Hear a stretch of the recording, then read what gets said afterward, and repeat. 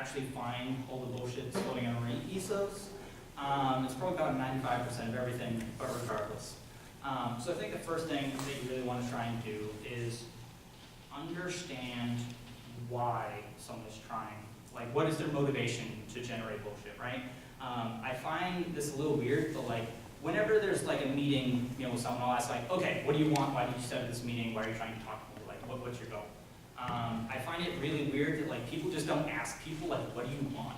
Like, shocker. Like, if you want to know what someone like wants, don't like ponder and scheme it up. Just like freaking ask them. Like, it's so ridiculous. Like, it's not just like a business thing. Like, if there's no better way to understand someone's motives unless you actually ask them.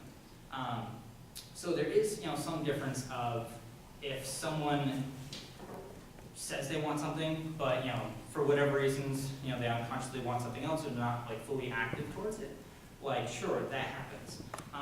But if you can understand what the prime motivators for someone are, then you can figure out, okay, what they're saying actually congruent to like what they actually want? Because if not, there has to be some weird motif here.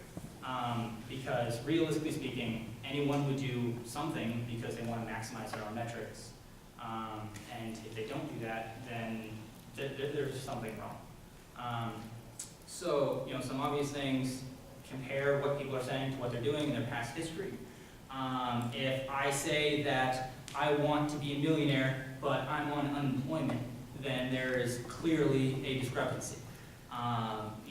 Whether it's, let's say, I consciously think that I want money, but subconsciously I just want to be a lazy prick, and like, I don't care about money, like I just want to float by, then like, okay, like that is a thing to really balance. Because there are a lot of people that don't get their own internal bullshit in check, and just because they're bullshitting themselves, that inherently makes them transcend their bullshit onto everyone else that they talk to, which really sucks. I don't know why anyone would want to bullshit themselves, but I think it's just because they don't actually kind of have that mental fortitude to like spend time to think about it, which is concerning, but hey, that's people. So another thing, I guess, is some people like there's a tolerance for bullshit. Like, let's say if someone's directly going to lie to your face, right? You'll call them out and say, okay, like what the hell are you just saying? Like, stop lying to me. Like I know this, blah, blah, blah, something about the truth. So there's a difference of, even if you don't fully understand like a story, like you should fully understand their motivations, right? Like if you have like a 30-minute conversation with someone and you still don't 100%, like it's not fully clear what they want, like either they're not good at communicating and like they're not gonna get what they want anyways, or they're trying to pull some ruse. Just because like, it should be really simple, saying like, I'm doing X, I want Y. That shouldn't be that hard. So, another for me estimate, like if someone can actually pull off whatever, like is it just because like they're dumb, they don't give a shit, or they're just being deceptive. So, those are the main reasons why I think that someone would actually be generating bullshit, and that's something that you should be like focusing on to see, okay, like, did they hit any of these checkboxes? If so, then like, I need to actually do some processing of how to like mitigate that bullshit, like what to do with it. Just so some clarities of how to handle bullshit. Obviously, I said if there's a discrepancy, talk about it, clarify it. Keep asking questions until like everything's clear.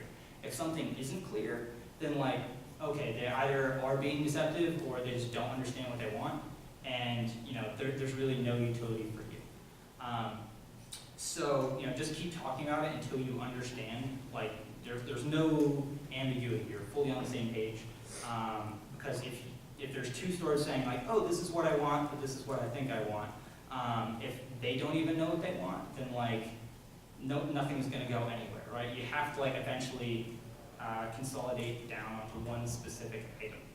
On top of that, there are some scenarios where it's okay that don't fully walk away from bullshit. Like if there's still a benefit for you, you can say, okay, well, I'm at least gonna like keep this in the background and think that like, okay, I'm not gonna let them fully pull a ruse on me. I'm gonna go along with a little bit, but like as long as it's still bringing you towards your goal. So you just need to keep in check and say, hey, like I'm gonna let them think that they're winning, they're gonna be all happy, they're gonna get whatever they want. but also I'm only going to let them get what they want to a certain extent. I'm still going to be working this in the ground where, you know, I have the power and I can do what I want. So, you know, there's a balance of what a threshold that you'll put up with, but realistically that still depends on how much benefit that you're getting. So now I'll begrudgingly tell you how to make bullshit. I really don't like making bullshit, but you know, if you guys want, it's fine. It's kind of the same as trying to understand other people's bullshit. Like, if you want to really trick someone, you need to fully understand what they want, right? Because everyone should want something, and they're not going to do something that they don't want. So if you're trying to utilize someone else, then you need to fully understand, like, what is going to get this person ticking? How can I get them on my side such that they can kind of do my bidding? Kind of a mean way to think about it, but that's fine. Another, you need to obviously explain, you know, if your goal is not in line with theirs, then you need to give them a plausible reason to think, okay, like, what this guy wants is actually legitimate, like, he's not directly lying to me. So you need to find some reason that, yes, like, this is why something should happen. It's not in conflict with what you want, so we're on the same team, but you know, you'll still get what your end goal is. So another, I don't know why when people lie, they'll bring up like all like these very elaborate stories. The more you lie, the more you have to remember.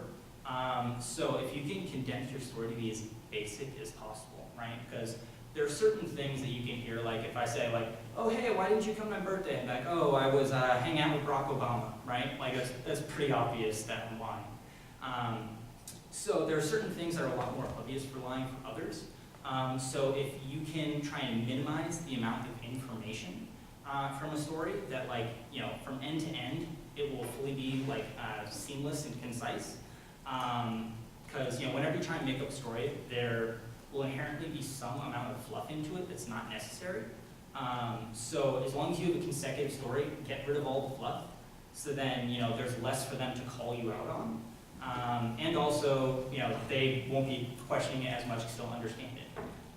And also, if you can explain things in a clear fashion, then, you know, they'll say, oh yeah, this guy's actually being direct with me, I appreciate that. Even though you can succinctly tell the truth and you can succinctly lie. But, you know, people are a little bit harder to, you know, come on to that. So some obvious stuff, you know, this isn't rocket science. It's kind of social science too, in effect. But there is like a difficulty of doing this like in real time. So like if you're trying to dissuade or trick people like in mid-conversation, that's kind of a skill you have to acquire over time. Like it's always easy to say like, okay, what's the amount of bullshit that I had to put up with last week?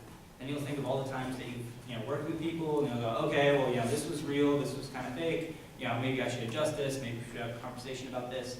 It's always kind of easier to do post-mortem because you've had more time to think about it. But kind of as you get better at determining like what are these motivational factors and you know what is kind of the path that you can get to being on the same side with someone, you'll get better at doing it like in midway conversation. So you won't need to stop for 20 minutes and think, okay, how am I going to scheme this person into doing what I want? You can actually just have a conversation like seamlessly kind of trick them, which is me, but that happens. And obviously, no one's perfect at this. I'm not perfect at it. Just 20/80, right? Like realistically speaking, like if you cover a certain amount of your bases, like it'll be fine. So now that we talked a lot about theoreticals, I'll talk my way through some examples, and then we can do some more practice to understand like what you guys would think would be bullshit, right? So here's some common examples of bullshit that I find in everyday life. Someone says, I don't want to go to work, right? Like I hate my job. It's like realistically speaking, if someone says, I don't want to go to work, I'll ask them, do you want to pay for rent? And they go, yes. Okay, then you need money. Figure out a way to get money. Like your job is a midpoint between you and being able to pay rent. So, you know, you may not care about your job in the middle of the month, but you may care about it, you know, 2 days before your rent's due. So if you're if you're not going to find an alternative path to being able to pay your rent, but you still want to pay your rent, then you obviously want work because that is helping you achieve your end goals. Like, sure, like, don't go to work and just complain about it. Like, that is your best option. That's what you pick. Just go with it. Another, when people get offended by what other people say. So it's a weird fact of everything is either true or false, right? Like objectively speaking. So if I say something mean to someone, let's say, you know, you are a, let's say, bad person, right? You're mean or something, right? Or you hurt Sally's feelings. If what I'm saying is true, right, then the recipient of that, you know, mean, offensive comment should just go, okay, well, that is a true critique. I can't be angry for them saying something that's true, right? Because that's something that I did.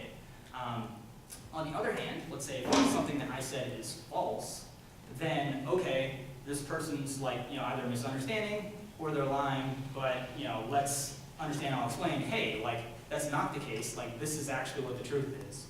And, you know, even if, like, let's say, I don't agree with you and, you know, I'll never, you know, negotiate, it's like talking with a brick wall, then guess what? You shouldn't care about my opinion because I'm wrong, right? So I'm either saying something is true or I'm wrong. Either way, you shouldn't actually feel bad about that. It's more the recipient that says, okay, well, I can't handle this, I'm gonna feel bad. Another example is rules and laws. Like, if I want to break the rules or break the law, you just have to accept the consequence if you get caught. So if you think about like any rule or any law, that's something that was made up by a human. Whatever, you know, thought process that they came up with to like make those arbitrary things, like someone at some point sat down in the room and just made a decision. And realistically speaking, I just want to do what I think. I kind of don't care about what someone hundreds of years ago or whatever, like someone I never knew about made up some arbitrary thing that I'm supposed to abide by. Like, that's kind of stupid. Like, obviously there's things like, don't murder people. I agree to that. I don't want to kill people. But, you know, there's certain things that, like, you know, I may personally disagree with. And as long as I'm willing to accept the consequence for, you know, that social construct, then okay, like that's fine. But like, in general, like the principle of rules are just totally ridiculous. So these next two are a little bit sensitive. People get their feelings hurt, but that's the point of being blunt. So